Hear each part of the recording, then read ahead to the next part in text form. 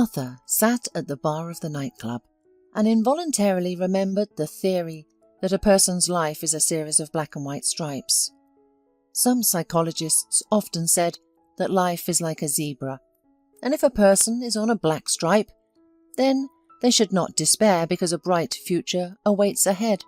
Others jokingly responded that one should stock up on white paint and fix the situation to their liking. However, these pieces of advice did not comfort Martha, but irritated her, because she did not observe any enlightenment in the series of troubles and did not foresee it in the future. "I have a feeling that in my past life I destroyed cute kittens cruelly," complained Martha to her best friend Catherine, who accompanied her tonight. "Otherwise, why did such torments fall on my lot?" Catherine immediately grabbed Martha's hand and started reassuring her that she should not think in this way. "Thoughts are material. You should think about good, positive things, do you understand? So that the universe hears you. By the way, the universe is very sensitive to words, requests, and thoughts. It always responds to powerful energy charges. You have to watch your thoughts and words.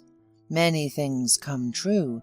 Catherine was obsessed with esotericism, horoscopes, mantras, and affirmations.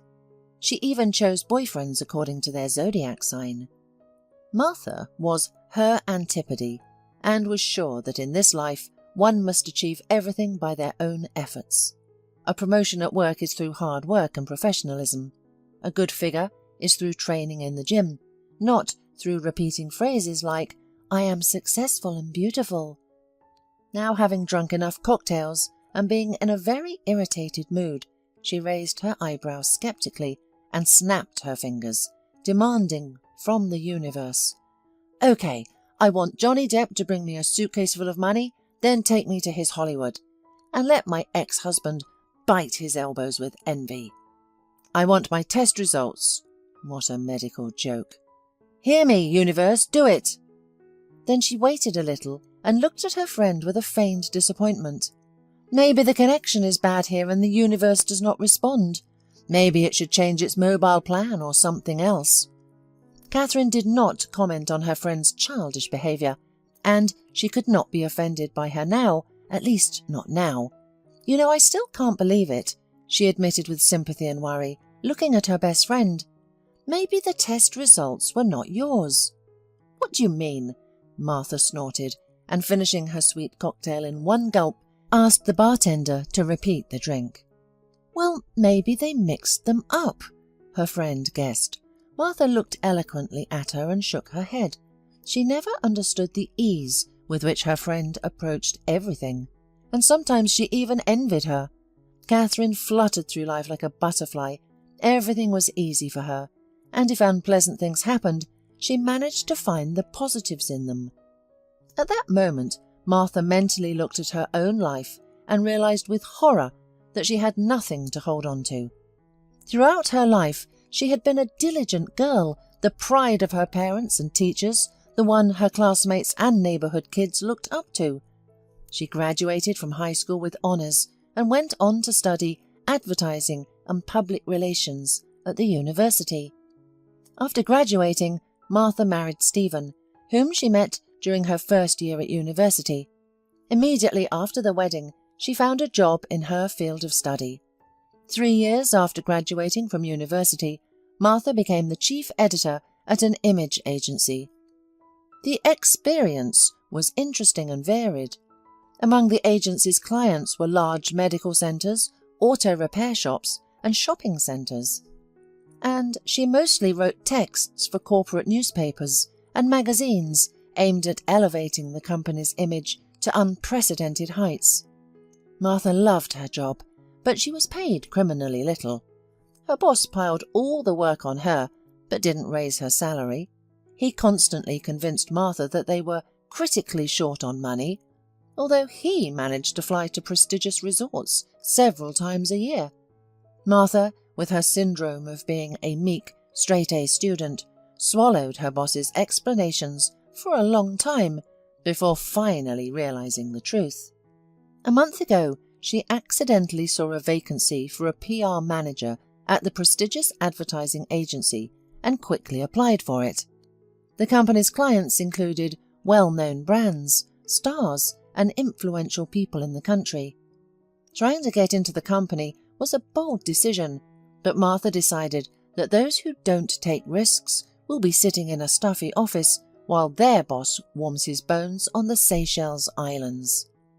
A few days after making the decision, she came for an interview.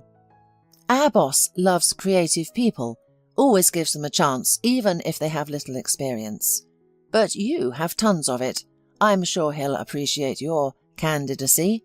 He's currently away, but he'll reply by email in a month," said Anna, the personnel recruiter, to Martha.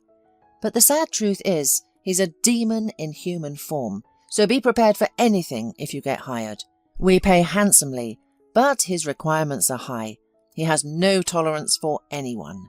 He hates lateness, delayed projects, excuses. He doesn't like many things. He's a very difficult man. Besides, he's incredibly handsome. But he doesn't look at anyone." Saying this, Anna pouted petulantly. It was clear that she had already tried to get close to the boss, but it didn't work out, and it hurt her deeply. To give her credit, she was an incredibly attractive blonde. Her immodest neckline showed off her ample third size, and her plump lips shone with pink gloss. However, the appearance of the future boss didn't interest Martha. She was only interested in the job, and a week later, the mysterious boss approved her candidacy. Martha waved goodbye to her old boss and fled to her new job. They tried to keep her, even promising her the moon, but Martha no longer believed them. Martha enjoyed working with the new team. They threatened each other with the boss like children with a witch. Giggling and wailing could often be heard by the water cooler or in the ladies' room. "Wait until Bradley comes back, then we'll see what you'll do. Although I know you'll be looking for a new job. He won't leave here anyone for their good looks." Martha worked at a new place for almost a month and felt like it was a new, wonderful and happy stage in her life. However, a visit to the doctor dashed her hopes. One day, Martha felt unwell and immediately ran to the nearest private clinic due to her paranoia from losing both of her parents. There, she received a bleak diagnosis. "Unfortunately, your diagnosis is rare. The treatment will be complex and difficult. However, I cannot guarantee recovery," the doctor told her. "But we will do everything in our power. Trust us." "And if I don't treat it?" Martha asked, looking only at the trash can in the doctor's office, afraid that hearing such news would make her sick and cause her to spill out all of her breakfast. The doctor was surprised by her question and shook his head. "Don't treat it?" he repeated in annoyance. "Then I give you 6 months, maybe a year." 6 months, Martha repeated thoughtfully. That same evening, she told her husband everything the doctor had said, adding, "I learned what awaits me if I go to the clinic. I will simply spend my last days away from my loved ones, under some drugs that will keep my soul in my body and prevent me from living peacefully. Tubes will be sticking out of me, and my bald head will always be in a cap. I realized that I don't want this, so I've decided not to undergo treatment." After listening to his wife, Stephen was first frightened and then angry. "So that means you're not going to get treatment? Are you out of your mind? If there's even one chance, we have to use it." "No." Martha shook her head. "There's no guarantee of recovery. I want to live the rest of my life in a sane state, maybe even to the fullest. Maybe we could go on a trip together. I have been dreaming of it, but there was no time. I think now is the time. Do you remember how I wanted to go and see whales? It's unlikely, but at least dolphins?" "What whales, Martha?" her husband suddenly shouted. "What dolphins?" so that you can die of illness somewhere in the sea or a foreign country? And what am I supposed to do after that?" They argued for a long time, but Martha was adamant. She realised that she had not accomplished too much in her life, and since she had an expiration date, she had to use the remaining time to the fullest. Not only did Stephen refuse to support his wife, he also betrayed her. The next day, Martha returned home early from work and found Stephen packing his things. "Are we still going on vacation? It's strange that you're only packing for one," Martha said, standing in the doorway of their bedroom. Stephen, who hadn't heard his wife come in, jumped when he saw her. He looked away, cursed, and then looked at her with anger. "You know it's your fault. Do you think anyone wants to watch someone die? I've read what's waiting for you. I can't be a caregiver for a sick person. I'm leaving for Alethia's." "To Alethea?" Martha asked, not feeling anger or offence for some reason, only mild disappointment. "You mean that one who, according to you, was just a friend and colleague, right? Your lovely secretary?" Stephen owned a small company that built private homes. Martha was the only one who supported him from the beginning. Back then, she worked alone to support their young family, while her husband tried to develop the business. Martha worked on advertising and PR for the company at nights. She even found clients, acting as a manager. Alethea appeared as a secretary 2 years later, when Stephen had already achieved success. Catherine, Martha's friend, never liked Alethea. She usually told Martha, "That secretary looks at your Stephen too often and laughs too loudly at his unfunny jokes. She really annoys me. If only she had seen Stephen before he met you. He was a zero, and now he struts around. But you're the one who deserves all the credit." However, Martha, not being a jealous or scandalous person, believed Stephen's assurances that there could be nothing between him and Alethea. As it turned out, her naivety played a cruel joke on her. "And how long have you been with her?" Martha asked, looking at the pile of crumpled clothes that her husband had barely managed to stuff into his suitcase. "For some time," muttered her husband through gritted teeth. Martha nodded, then went to the kitchen to make herself some tea. She waited until the front door closed behind her unfaithful spouse before throwing the still full cup against the wall. She looked at the light brown stain on the wallpaper, turned to the shattered pieces of her favourite mug, and bitterly cried. Martha sat on the floor, hugging her knees. She felt like her life had shattered, just like that cup, into many sharp pieces. Martha lived like this for another week. She took sick leave from work, although she knew what it would mean for her, as she was still on probation. However, she couldn't find the strength to even take a shower, let alone smile at her colleagues or generate creative ideas. Then Catherine visited Martha and, not taking no for an answer, commanded her to get dressed, put on some makeup and go to the bar.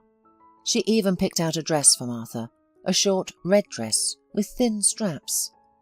Catherine claimed that loud music, a good amount of alcohol, and the club atmosphere would at least bring Martha to her senses a little bit. And she was right. However, it wasn't the flashing strobe lights or the music from the speakers that shook Martha up, but rather a man. A handsome brunette sat at the bar and ordered whiskey on the rocks from the bartender. He happened to be sitting across from the two friends.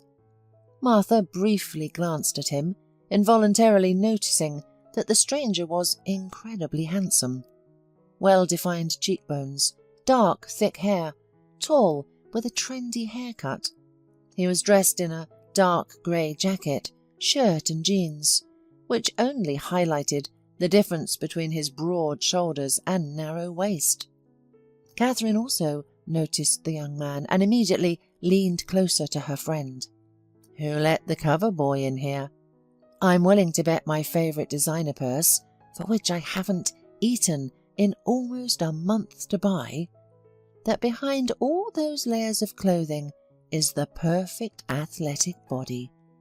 Catherine whispered to her friend in one breath, "It looks like the universe heard you, but instead of an old Johnny Depp, Apollo descended from the heavens, dressed in expensive clothes." Martha laughed, but at that moment she was drinking a cocktail through a straw, which caused it to gurgle in the glass. "Well, damn!" Martha wiped her lips, putting down her glass, still giggling. Strangely enough, it was this awkward episode that caught the stranger's eye. He barely raised his eyebrows, and his lips twitched into a smile when he noticed Martha. Martha quickly turned away, continuing to chat with her friend on unrelated topics. However, the man had caught her attention so much that she couldn't stop thinking about him. After some time, Martha couldn't resist and stole another glance at him. To her surprise, she saw that the stranger was also looking in her direction. Noticing that their eyes had met, he gave the girl a charming smile.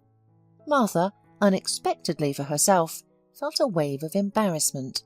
She was completely flustered under the gaze of his eyes. "He's looking at you. Listen, you have to go up to him," exclaimed Catherine excitedly. "What? Are you crazy?" exclaimed Martha, wide-eyed. "You're the crazy one if you intend to miss such a chance. The universe heard."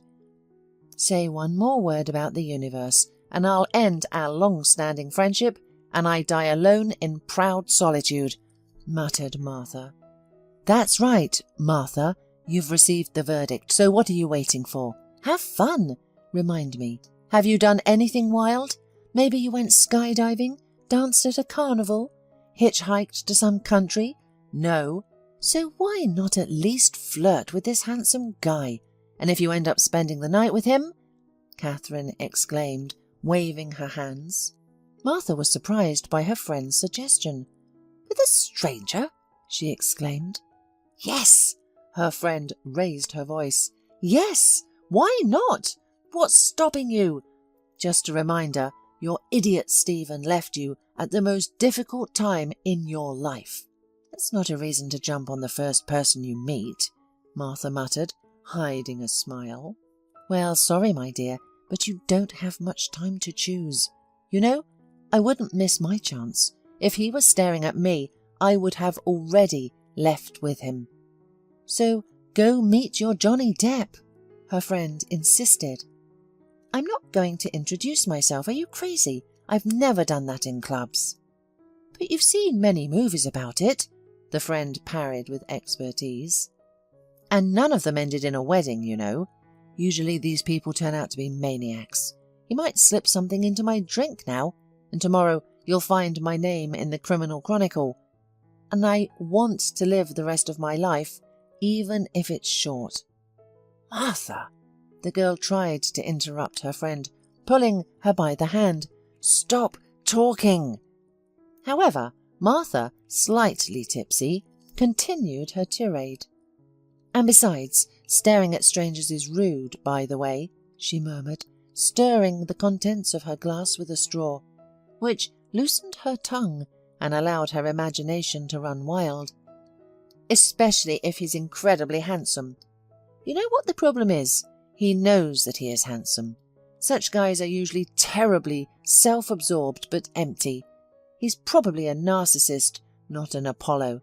I can imagine us making love under a mirrored ceiling for all of 5 minutes. He'll be trying to admire his reflection and how his muscles in his back and arms ripple." "Oh no!" Catherine unexpectedly groaned and, struggling with laughter, covered her blushing face with her hands. Martha looked at her friend in surprise, not understanding her reaction. The joke was amusing, but not to the extent that her shoulders shook with laughter. However, suddenly she heard a pleasant male voice behind her, and her friend's behaviour became obvious. "I don't have a mirrored ceiling in my bedroom, but we could move the bed to the closet. Then I would have a better view of my muscles. I prefer my glutes. That's why I squat with a barbell." The man answered the accusations thrown at him. Martha was stunned. She couldn't turn around to face him, watching her friend giggling uncontrollably. Meanwhile, the man's tone was clearly amused, as he continued to respond to the accusations directed at him. "I swear I'm brought up enough not to stare at people. It's just that there was a bar mirror right behind you. I was looking at myself, like all narcissists like to do." Unable to hold it in, Catherine burst out laughing, while Martha blushed deeply. "Stop mocking me, please. You see, I'm so embarrassed," the girl muttered. "I really apologize." "I'll certainly forgive you if you allow me to treat you to a drink and prove that I am a good guy. To dispel your stereotypes, so to speak. You know, after your accusing speech, it's a matter of honour," replied the brunette. Martha found the strength to look up at the stranger. Up close he was even more handsome. "Wow, it's really late already," Catherine exclaimed, looking at her empty wrist on which there were no watches.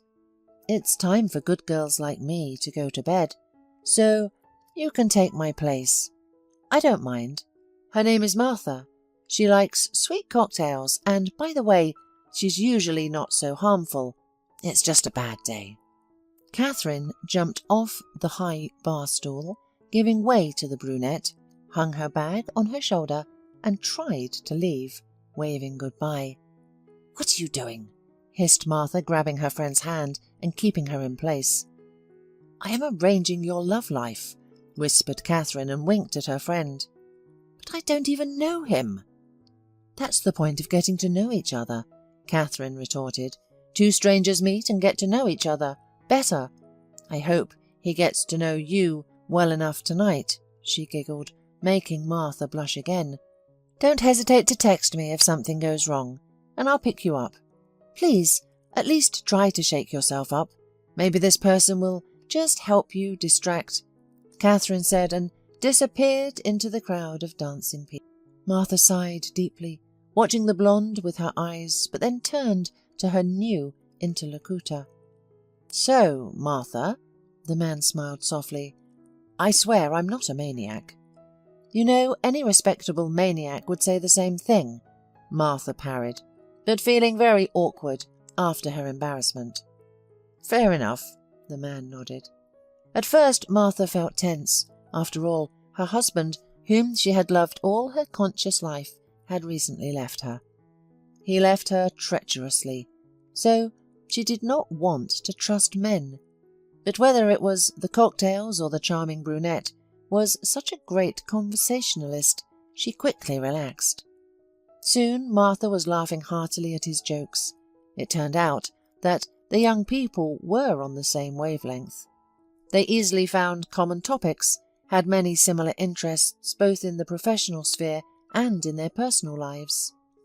After an hour and a half, when Martha received an SMS from a friend, she realized that she did not want to leave the club because she enjoyed the company of the stranger so much. She wrote to Catherine that she would stay a little longer. In response, she received many smiley faces in the form of fireworks and a couple more that she was too shy to ask the meaning of. At that moment, a couple more drinks appeared on the bar counter, each with a generous amount of refreshing ice. "Cheers to our meeting," said the man, clinking his glass against Martha's. "Wait, what's your name?" Martha asked, horrified that she had been talking to the man for an hour. She could say she fell in love with him, but she hadn't even bothered to find out his name. "Bradley," the man introduced himself with a smile. "Oh, my boss has the same name. They say he's terribly nasty. He rarely shows up in the office because he's constantly travelling, but always finds someone to fire. Can you imagine? I've only worked there for a little time, but I've already heard horror stories," Martha said. "You know, I'm also a nasty boss," Bradley smirked. "I don't like my subordinates' laziness or dishonesty. I don't like unwillingness to admit mistakes and improve, unwillingness to take responsibility. or inappropriate criticism of another's work without alternative ideas. Well, not many people could like that. Martha nodded approvingly. Just then a guy appeared behind her, impatient to place an order with the bartender. He unintentionally pushed her in the back, causing her to fall into Bradley's arms. "Whoops!" she exclaimed, finding herself in his strong embrace. She felt the brunette's perfume, tart with hints of wood. "Sorry," the guy apologized. "It's okay," the girl said, nodding at him and pulling away from Bradley. However, her hand remained in his palm. She didn't want to take it away, and the man didn't hurry to release her fingers. Instead, Bradley looked into her eyes. His fingers began to stroke the back of Martha's hand with gentle movements. She wanted to ask Bradley something else. For example, what company he led, or at least what perfume he used. Or did Bradley know that his grey eyes resembled morning foggy silver? But all her thoughts flew out of her head instantly. Martha again remembered how boringly she had lived her life. So the girl took a deep breath, as if about to dive into ice water, and then leaned forward, touching the man's lips with hers. He froze for a moment, not expecting this, but then responded to the kiss. Sparks ran through Martha's body, and lava seemed to flow in her veins instead of blood. Butterflies fluttered in her stomach, which she hadn't felt in a very long time, as if remembering that she was kissing a man in a nightclub in front of everyone. She broke the kiss and whispered, "Can we leave here?" The man's eyes darkened and his breathing became erratic. The chemical reaction that occurred between them conquered them both. He nodded, unable to answer. Taking Martha's hand, Bradley helped her get off the chair, and they left the club. Martha woke up, rubbing her eyes, but hesitating to open them. Her whole body hurt, and her head was heavy. "Good morning," she heard a male voice. Suddenly she remembered where she was and with whom. Opening her eyes, she saw a man next to her. "Good morning," she replied, blushing. Bradley smiled and pulled the girl closer to him. She snuggled up on his chest, feeling a pleasant warmth and closeness. The night had been fantastic. Martha, being a little tipsy, didn't remember everything in detail, but what remained in her memory made her blood boil again. "Aren't you disappointed?" Bradley suddenly asked. "Why?" Martha raised her head. "Well, there are no mirrors here," the man reminded her, looking mischievously at Martha. She snorted and weakly punched him on the side. "But you have a panoramic window. Maybe you like it when someone watches over you?" She raised her eyebrows, nodding towards the window. "Of course, I love it. Pigeons, seagulls, butterflies," he nodded. "I just adore it." Bradley lived in a luxurious area in a 2-story apartment. His bedroom was large but furnished in the Spartan style. A huge bed, wardrobe and bedside tables, that was all the furniture. But the window was exquisite, covering the entire wall. Martha thought it must be remarkable here during the rain, although now the sun was shining brightly in the sky. "What time is it?" she asked. "I have to go to work." "But today is Sunday. Come up with another excuse to run away from me." The man smiled. "Oh, no. Of course. I only have to go to work tomorrow," Martha explained, rolling off the bed and looking for her clothes. "But I urgently need to finish one of my projects. The boss is coming tomorrow. You know, that nasty guy I told you about. I don't want to get fired so soon. I really like my job. Besides, I took vacation for a whole week, and he won't like that either. Probably he doesn't like anything except subordinates' tears." Grumbling about her boss, Martha began to gather her things. "I don't want to believe that your boss is such an unpleasant person," Bradley remarked, putting his hands behind his back. He watched Martha getting ready with pleasure. The girl shrugged, trying to put her hair in order with her hands.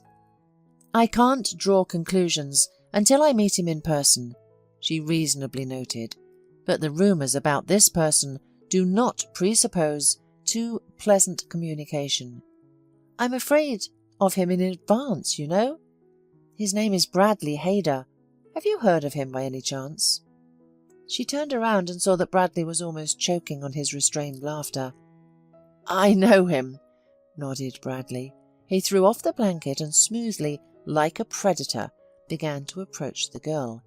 She looked at him suspiciously and asked, "Do you really know him?" Bradley nodded affirmatively again and said, "I know him very well, Ma. And now you too. Maybe now you can draw your own conclusions." It took some time for Martha to understand the meaning of Bradley's words. Then she gasped and retreated. "No, no," exclaimed the girl, first turning pale, then blushing. "Last night you only said yes and yes," Bradley noticed. "I liked that more." Martha swallowed and covered her chest, although it was pointless. "This is a nightmare," the girl muttered. "I slept with my boss. Am I fired?" "Usually that's how promotions go, not dismissals," Bradley remarked. It was clear that the situation and Martha's reaction amused him. But Martha was in shock. "This is not funny." She shook her head worriedly. "Tell me you're joking." "I can show you my passport. And I didn't hide where I work. I thought you understood." Bradley shrugged. Martha took a deep breath, then exhaled.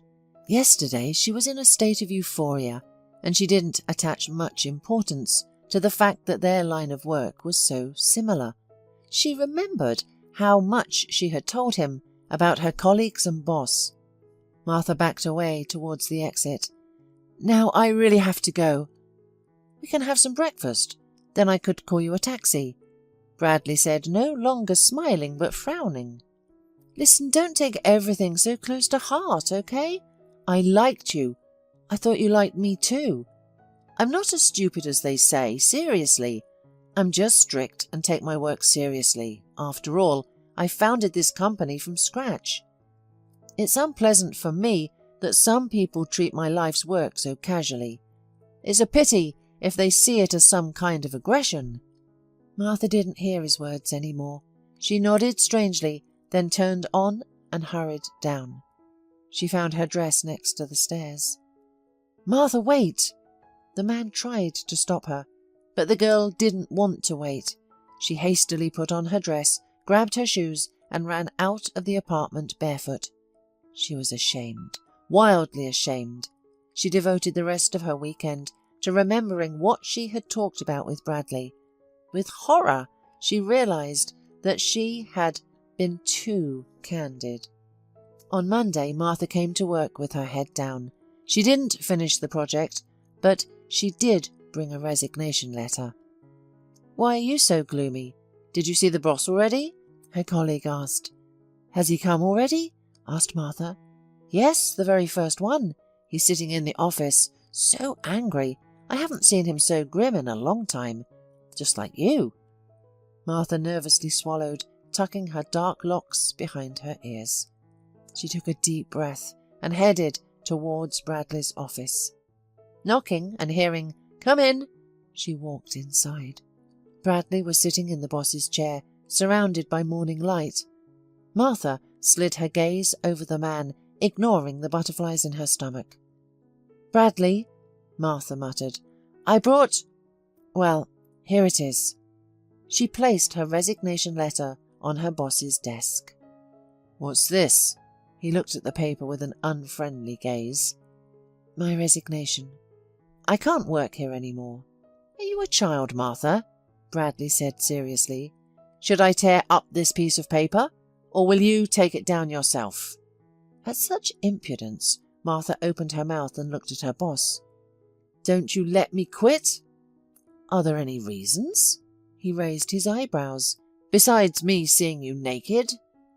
"Can we stop remembering that already?" Martha hissed, unexpectedly forgetting that she was shy.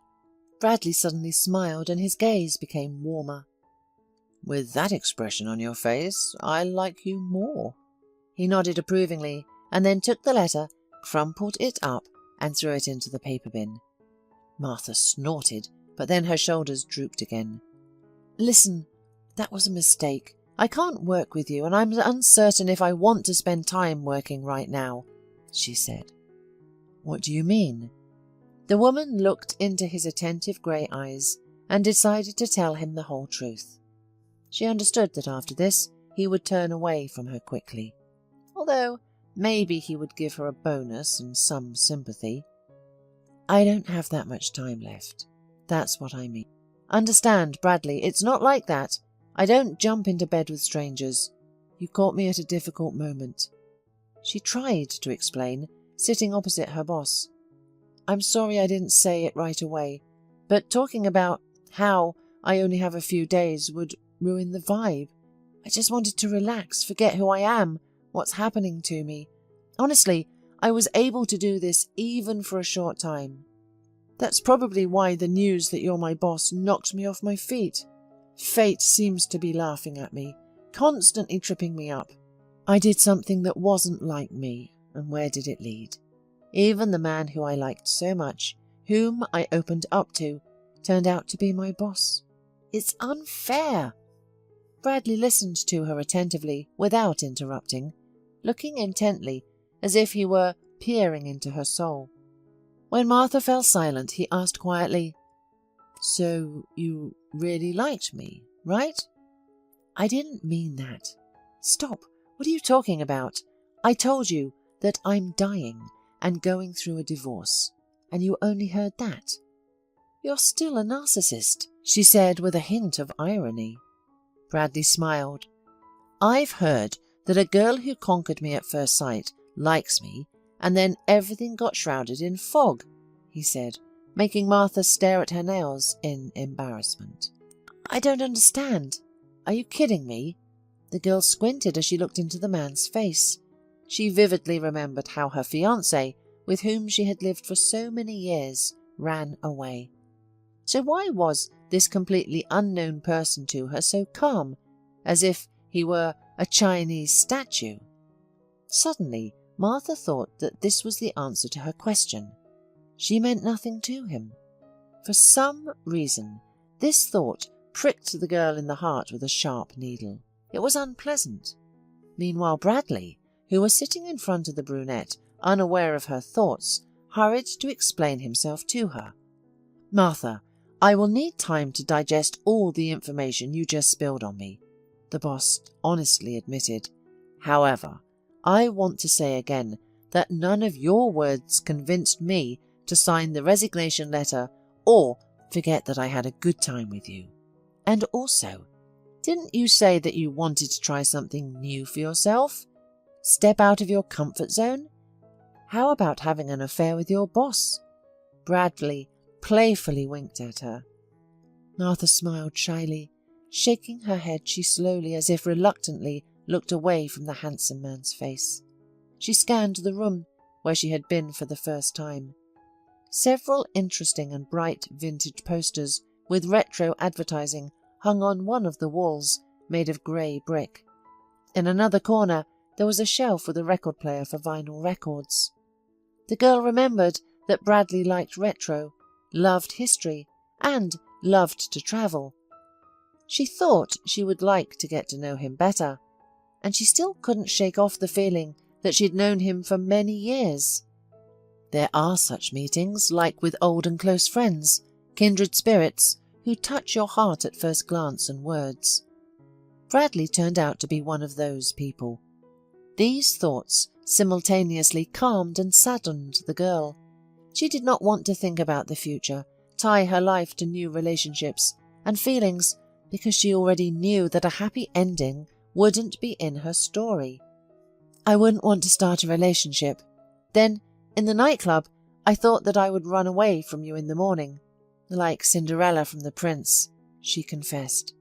That it would be my daring adventure, a flash of passion with a stranger, like in the movies, and maybe revenge on my ex-husband, probably. It's nice to hear that I've become an instrument of revenge, Bradley grumbled, but his eyes sparkled with mischief. "But then I suggest we be friends." The girl nodded hesitantly. "Well, it's decided." Bradley clapped his hands. "From now on, we are best friends." "Oh, just don't say that to my friend Catherine," Martha laughed. "She was in the club yesterday. She'd scratch your eyes out because she won't give up her status as my best friend to anyone." Bradley smiled softly at Martha, looking into her, and she realized that becoming friends with this man would be quite a challenge. "Then I start working?" she asked uncertainly. Bradley nodded, then added in a bossy tone, "I'm waiting for a project for a clothing brand from you, and please keep in mind we have lunch at my favourite cafe at 13 o'clock. I'll pick you up. Don't you mind?" Martha giggled, feeling like a young girl, and shook her head. "How can I say no to my scary boss?" she playfully asked, getting up from her seat. "I'll take away your bonus for saying no," he lazily threatened, returning to the papers he was working on before her arrival. Martha smiled widely and left the office. She leaned her back against the wooden door and closed her eyes, still smiling.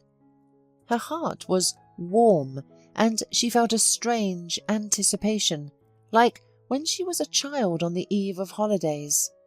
When a child falls asleep in nervous but pleasant excitement, waiting for magic and gifts under the tree from Santa Claus. Martha hadn't felt this pleasant feeling in a very long time.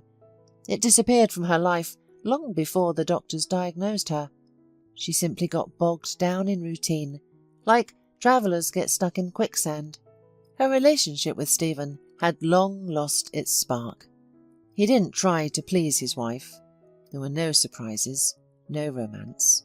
It all seemed to have stayed in their early university years, and now was buried under the everyday life. That's why Martha's blood started to boil again. In her chest it felt like flowers were blooming, the first spring ones breaking through the frozen ground. It seemed to her that everything would be all right, at least for now. When the door closed behind Martha, Bradley's smile slowly faded from his face. He put the documents aside, put his elbows on the table, and buried his face in his hands, wiping away the accumulated fatigue. The insomnia of the last few days had taken its toll, and now there was Martha. He didn't remind the girl of what happened between them last night. No, not about bed scenes or hot whispers. Those moments were fresh in her memory. However, he realized that she had forgotten a lot. The thing is, before she fell asleep, Martha suddenly sobbed in his arms, small, fragile and naked, and shared her secret with him. The confession was almost the same as her story today in his office, but much more disjointed, emotional, and touching. That night she talked about how her husband treated her, what sentence the doctors gave her, and that she didn't want to live on pills, but wanted to breathe to the fullest until the last minute. He wiped away her tears when she confessed that she had never been to the countries she dreamed of. She said that she had dreamed of a cruise tour her whole life, wanted to see whales, dolphins, or anyone in their natural habitat. That night Bradley didn't fall asleep. He looked at Martha's face, illuminated by the moonlight, touched her soft hair scattered on his pillow, and thought. He thought about many things, and came to the conclusion that he didn't want to let her go, although his decision was extremely difficult for him. He lost his fiancée, who never became his wife, in a tragedy 3 years ago.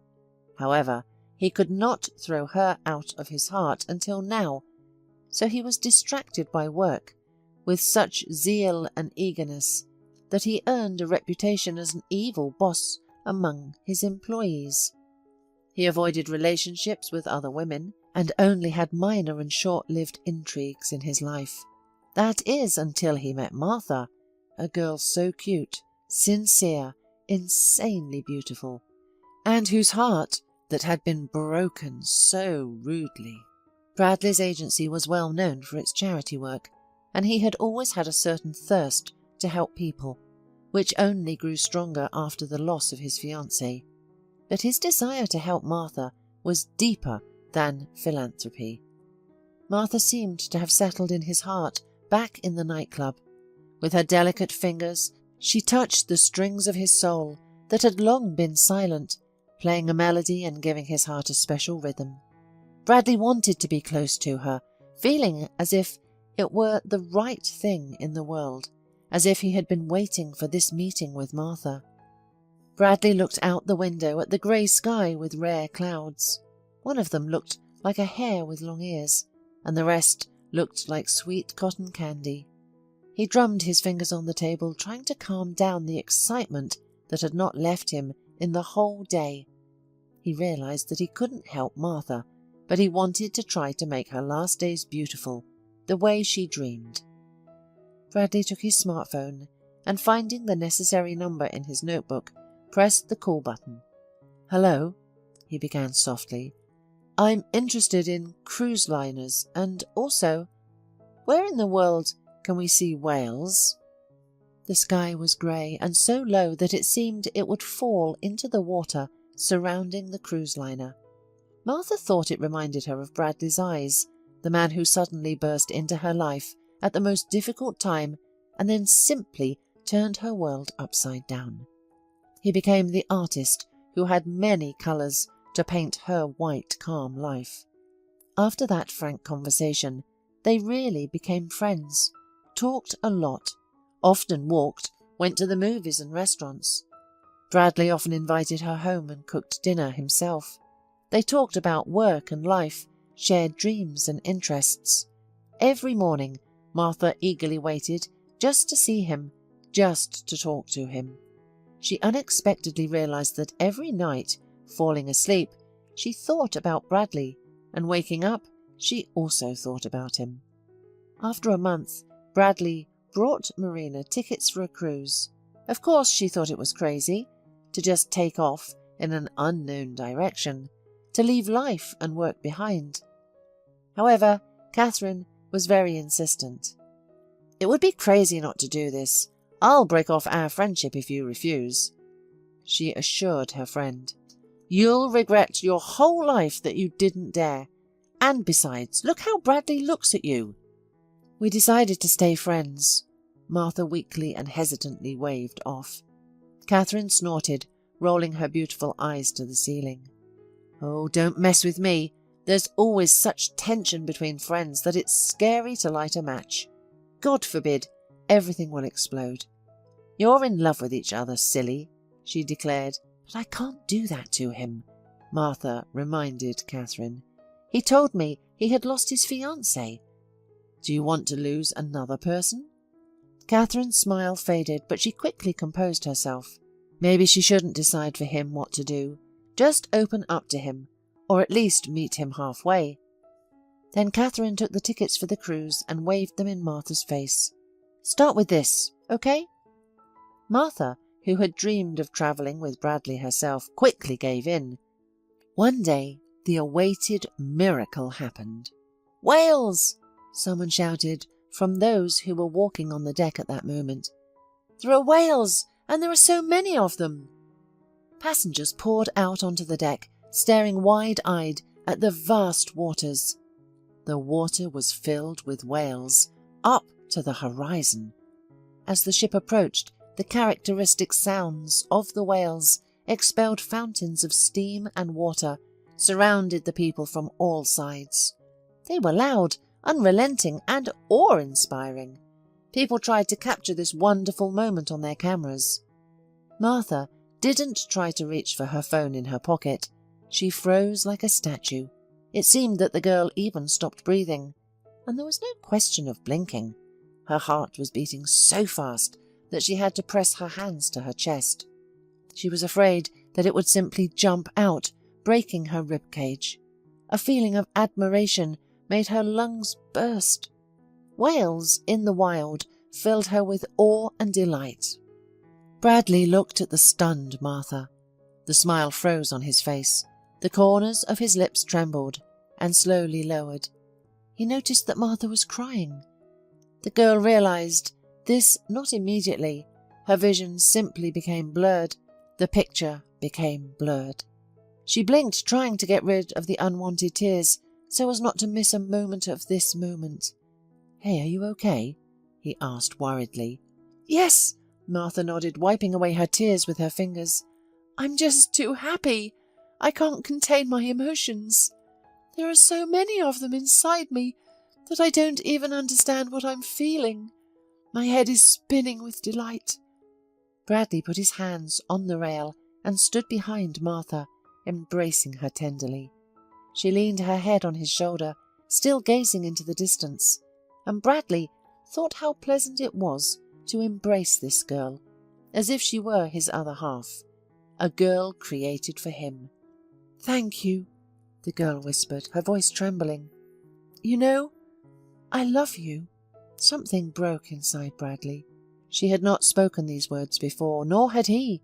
However, even the sight of a multitude of whales did not cause in Bradley the same trembling as Martha's words. "I hope you're not saying this just because of your emotions," the man said unexpectedly seriously. "Because I love you too, Martha."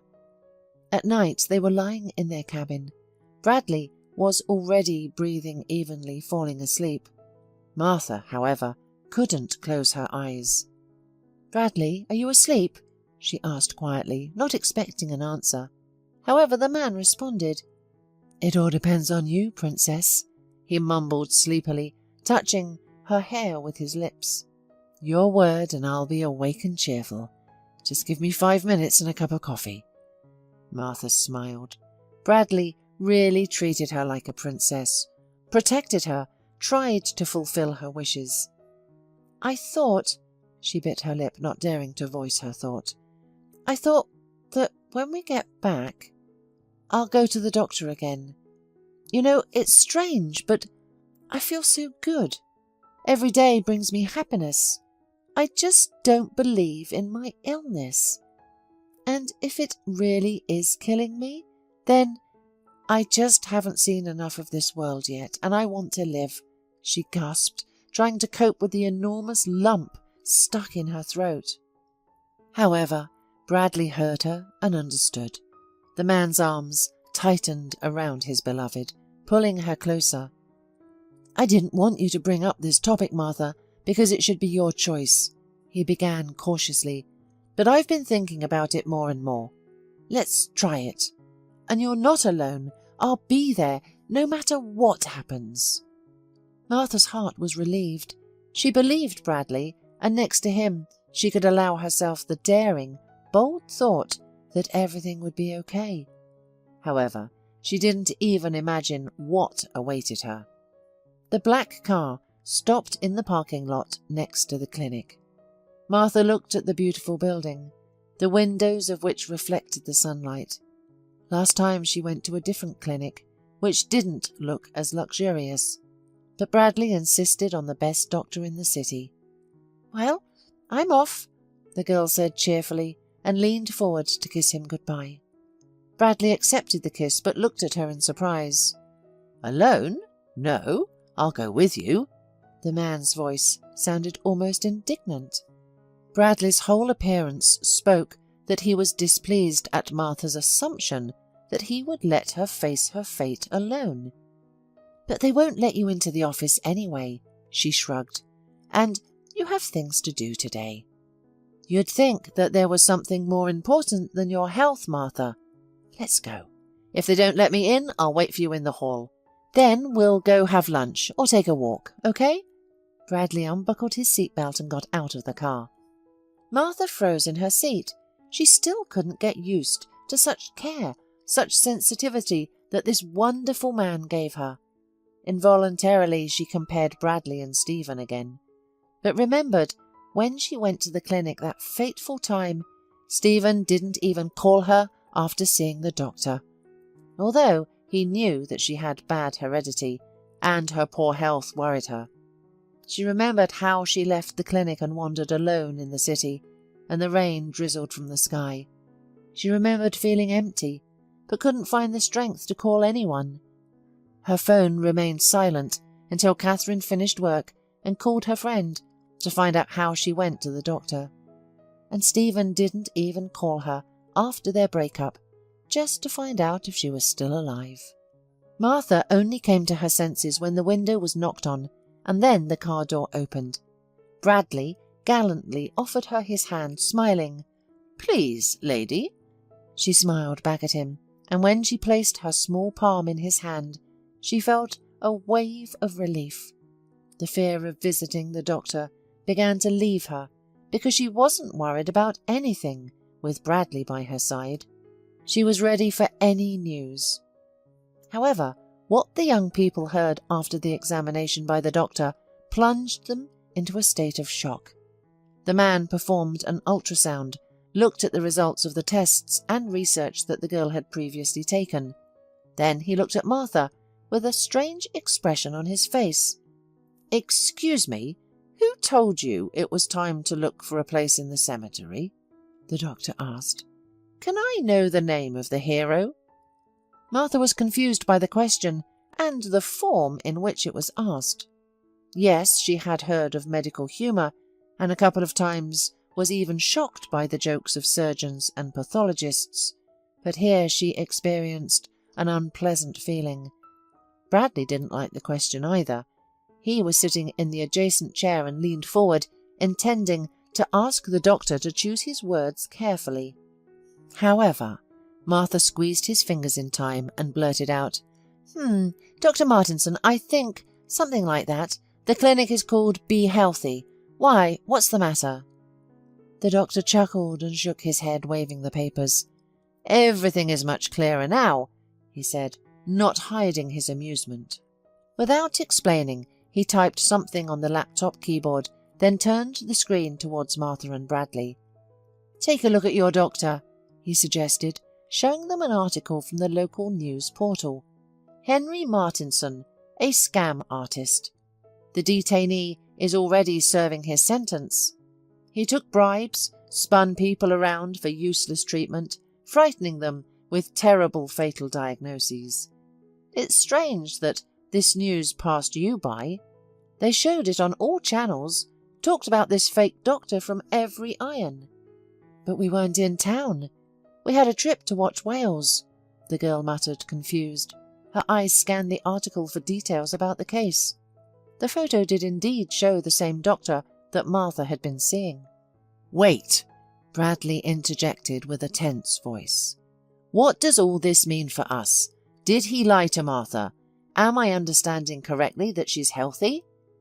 Only at that moment did Martha realize where the doctor was leading them. She couldn't even think about such an outcome, and didn't allow anything similar to enter her head. Now she froze, her face flushing, her pulse pounding in her temples. The doctor nodded with satisfaction. "I won't even offer you any additional testing, Martha. You're perfectly healthy. Everything that the previous doctor told you was a lie. He only hoped that you would become one of his victims, that he would squeeze as much money out of you as possible. He acted according to an established scheme, working in collusion with other doctors who also received punishment. They did all the procedures in their clinic and then said that with great difficulty and God's help, they brought a person back from the other side. That's why his reputation was initially high. Fortunately, this story is over. It's good that you didn't agree to be treated by him." Martha looked away from the doctor's face, stared at the laptop, then at the table, but didn't see anything else in front of her. Her emotions were mixed up in her chest, pushing each other aside. Shock, amazement, joy, and fear that it was another mistake. Bradley lifted her hand and kissed the tips of her fingers, which brought her to her senses a little, and she finally realized that all of this was reality. "I love you," Bradley said, instead of all the other words of joy, regardless of the doctor's presence. "And I love you," Martha echoed, feeling tears welling up on her face once again. Looking into the face of her beloved, Martha inadvertently thought that her little failed death was worth it to meet her true love. Bradley proposed to Martha almost immediately after they found out the happy news, and at that moment the girl realized that she was still not divorced. Yes, she referred to Stephen as her ex-husband, and She hadn't seen him in a year. However, they were still officially together. Therefore, the girl quickly filed the necessary divorce papers. Later, Catherine joked that Martha had summoned her husband, like witches summon demons at séances. At first, Stephen appeared at the door of her apartment, but not finding the owner there, he went to the office. He was amazed to see Martha. She hadn't died, as he had thought. On the contrary, she had blossomed. Love and a wonderful vacation helped her become even more beautiful than she was before. Her eyes shone, her cheeks had a natural blush that was much prettier than any makeup. "Martha," Stephen muttered, looking around in surprise. "I received the divorce papers and came to talk." "You didn't have to bother, actually." Martha shook her head, not at all embarrassed by their meeting, as nothing stirred in her soul. "Now we can do everything online." Stephen hesitated, shifting his weight from one leg to the other. He looked around the office where Martha worked, then, once again with greed, stared at the girl.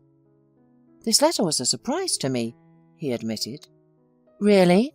Martha raised her eyebrows. "It was a surprise to me that we didn't get divorced earlier. Now we'll have to wait until everything is legalized.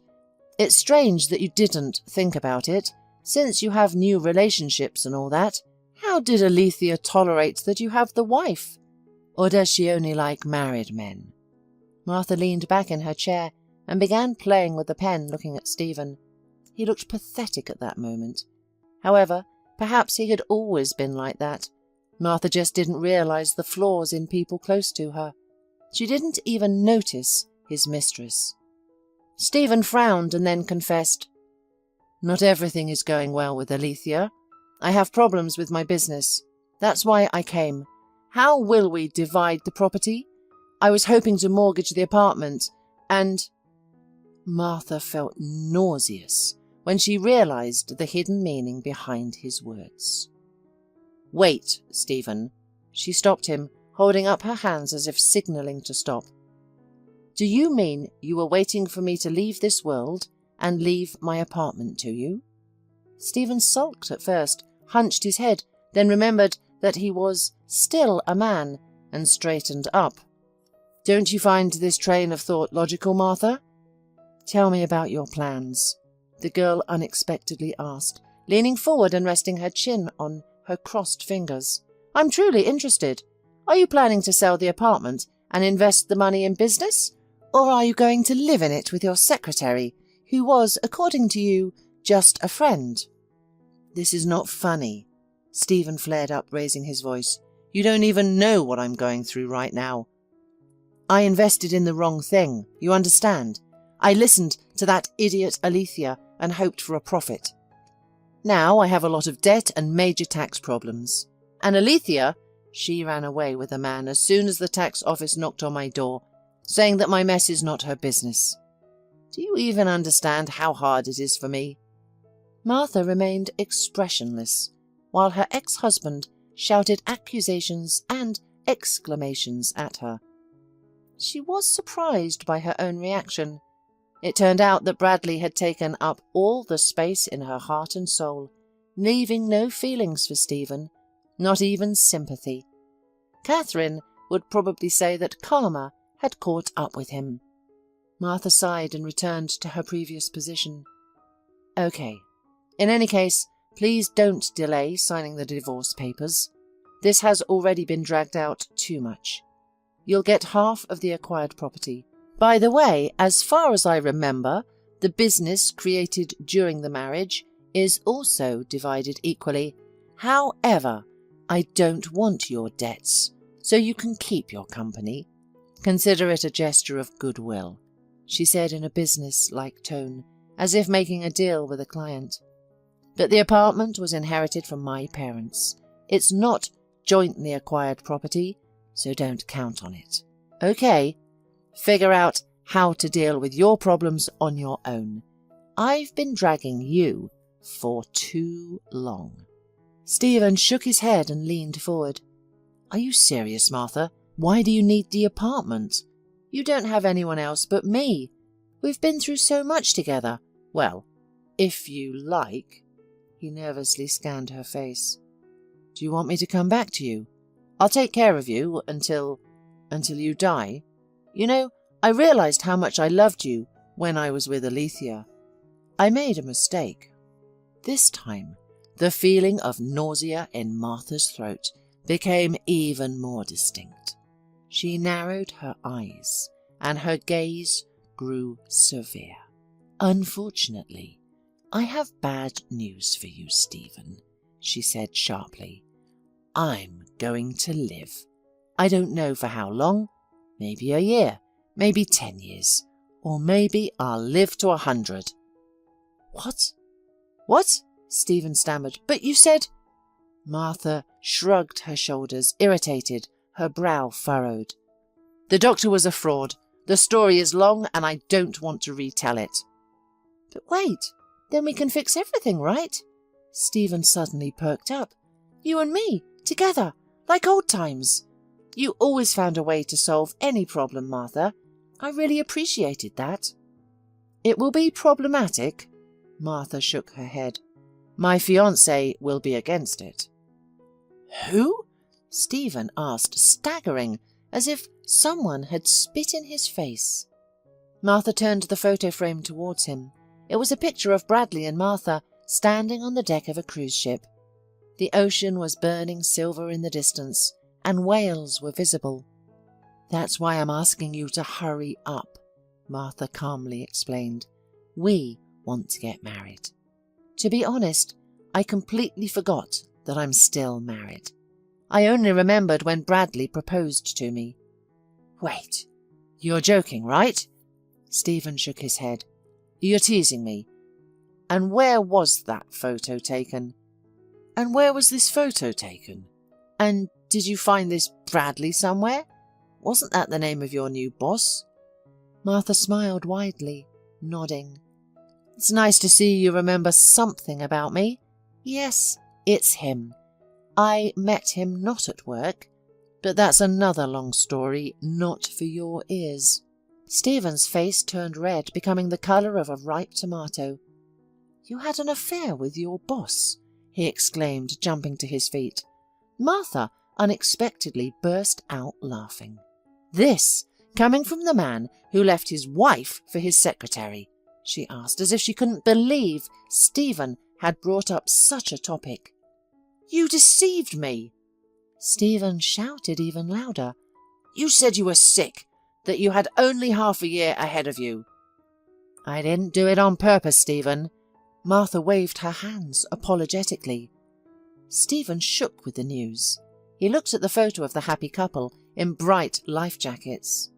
Martha was too beautiful at that moment, and she emitted some kind of power, self-confidence, which he had not noticed before. All of this made him terribly angry and annoyed. Meanwhile, Martha continued calmly, looking at her watch. You came to me at work, wasting time with useless conversations. We're getting divorced anyway. If you want a scandal, let's have one. I'm just not sure if you can handle another lawsuit, especially since you're already being followed by the tax authorities. As for the apartment you dreamed of, I don't live there anymore and have no intention of doing so. However, you won't get it, Stephen. I'm not a charity fund for cheating husbands. Stephen gritted his teeth with anger and leaned forward, resting his palms on the table.